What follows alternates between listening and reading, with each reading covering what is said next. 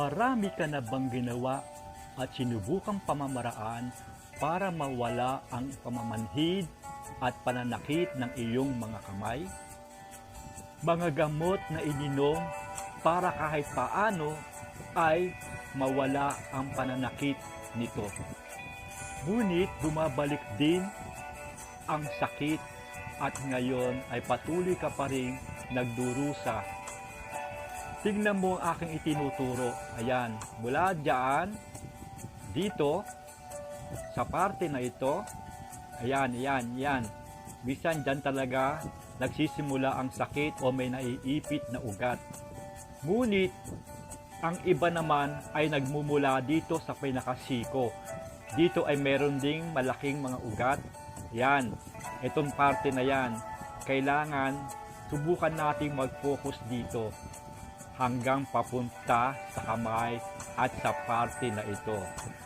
Kaya aking ituturo sa inyo ang kung paano natin gagawin para mawala ang ipit, sapagkat mula sa ating balikat hanggang dito sa aking itinuturo na sa may siko, ayan, may naiipit din ugat dyan.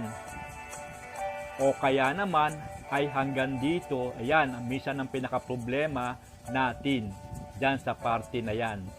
Kaya, panoorin nyo mabuti ang aking ituturo at gagawin. Ito ang karamihan nagkakaroon ng problema at pagod ang mga kamay, kagaya ng isang mekaniko, ayan, na nagkukumpuni ng mga makina. At ganun din ang mga kusinero na madalas nagtatadtad ng mga karne at nagluluto. Karamihan din ay sumasakit ang mga kamay, kagaya nitong mga nagko-computer sa opisina na laging ang hawak ay computer. Kaya, makinig kayo mabuti, ito na. Ayan. Kagaya ng aking ipinaliwanag sa inyo, meron tayong malaking dalawang ugat mula sa balikat hanggang sa kamay. Kaya dito muna tayo magpo-focus dito sa pinakasakong. Ganyan lang po ang inyong gagawin. Pipindut-pindutin nyo muna siya ng paganyan para ma-relax yung pinaka-ugat at muscle. Kung meron mang itong naiipit ay ating po itong ma-press. Ayan. Tingnan nyo mabuti ang aking hinlalaki. Ayan, paikot nyo pong gagawin ang paghagod.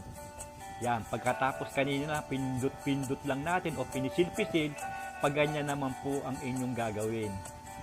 Yan, paganyan po. Yan, para sa ganon ay patuloy na ma-relax muna ang muscle o mayroong ugat na naiipit. Yan, ganyan lang po muna ang inyong gagawin. At ito naman, alalayo nyo po inyong pinakasiko at stretch nyo po siya ng paganyan. Dahan-dahan lang po muna.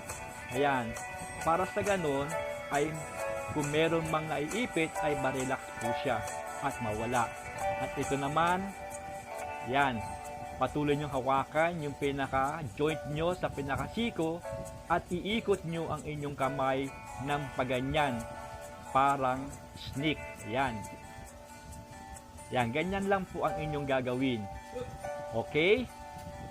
Pagkatapos niyan, kailangan natin ng oil. Para sa ganon, maging madulas yung ating balat ng braso, saka natin sa hihilutin. Ayan, tingnan nyo po mabuti ang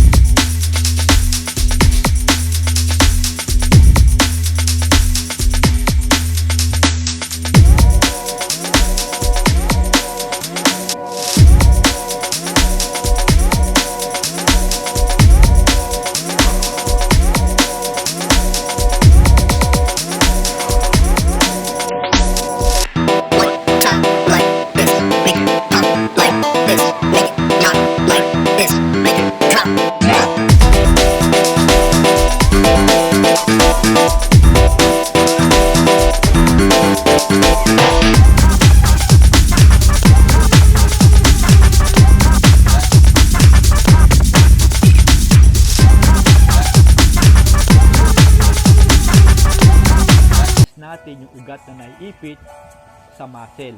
Ayan, ganyan din po kung mayroon po kayong kahoy.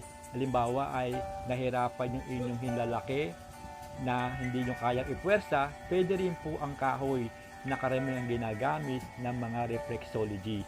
Ayan, ganyan po ang inyong gagawin. Ganyan po muna. Ngayon, kung wala kayong kahoy, pwede na rin po yung sipilyo. Bilugin nyo lang po yung pinakadulo at kinisin para hindi ito magaspang pag hinagod nyo sa inyong balat. Hanggat maaari po, kapag masakit ang ating mga kasukasuan, ang ating mga muscle, ay iwasan natin ang uminom ng gamot para sa ganon ay maingatan natin ang ating bato o ang ating kidney, maging ang ating atay o liver. Stretch lang po natin ang ating katawan at maging ang ating mga kasukasuan at gawin natin ito. Ayan, panoorin nyo lang po mabuti ang aking ginagawa mula sa simula hanggang sa ito ay matapos. Okay, dito tayo uli sa pinakaparte ng pulso. Ayan, malapit po sa pulso. Ayan, ganyan-ganyan ninyo lang po. Tusuk-tusukin nyo lang po siya ng paganyan. Ayan, paganyan lang po. Tapos, papuntang mga daliri. Ayan, importante po ito na inyong gawin. Ayan, okay po ba? Ayan, pagkatapos nito, ay ituturo ko naman kung paano nyo i-stretch ang inyong mga kamay. Ayan po, no? Tignan nyo po mabuti. Kung meron kayong katanungan, mag-comment lang po kayo sa ibaba at akin po kayong sasagutin. Okay po?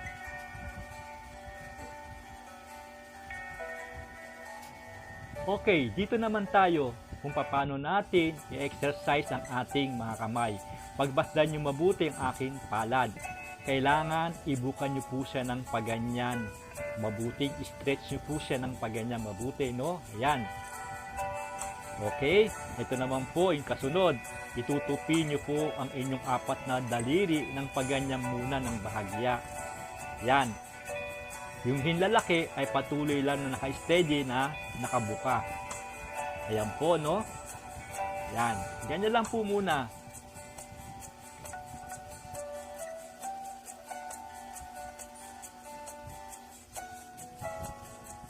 Okay, ito naman, yung hinlalaki naman, ang inyong papaikutin ng paganyan.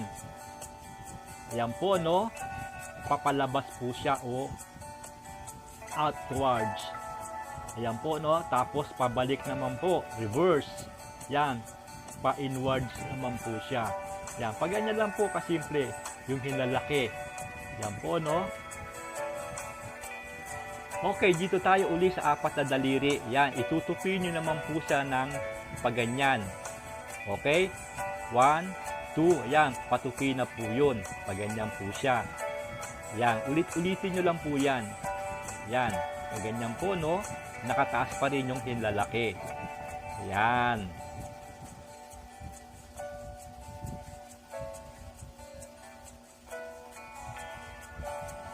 Okay, ito naman pong hinlalaki ang ating itutupi na paganyan. Yan, paganyan po, no? Ganyan lang po, unti-unti lang po muna nating gagawin ang bawat pag-stretch ng ating kasukasuan.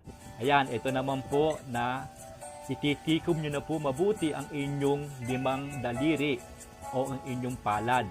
Yan, paganyan po siya. Yan po, no?